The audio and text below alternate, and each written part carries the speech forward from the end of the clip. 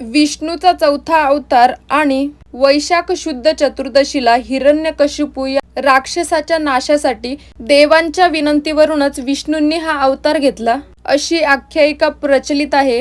या दिवसालाच नरसिंह जयंती म्हणून संबोधले जाते। हिरण्यकश्यपला मारण्यासाठी, पृथ्वीवरील धार्मिक छळ आणि आपत्ती संपवण्यासाठी, धर्माची पुनर्स्थापना करण्यासाठी त्यांनी अर्ध सिंहाच्या रूपात आणि अर्ध पुरुषाच्या रूपात अवतार घेतला असे मानले जाते। आणि हे तुम्हाला माहिती होतं का? मला कमेंट करून नक्की सांगा।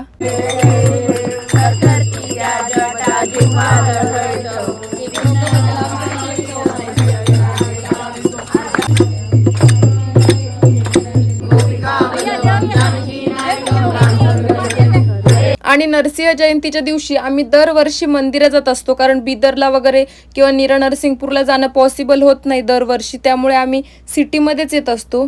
मस्त आरती वगैरे झाली, दर्शन वगैरे घेतले आणि त्यानंतर असा मस्त प्रसाद देखील होता, तो पण खाल्ला।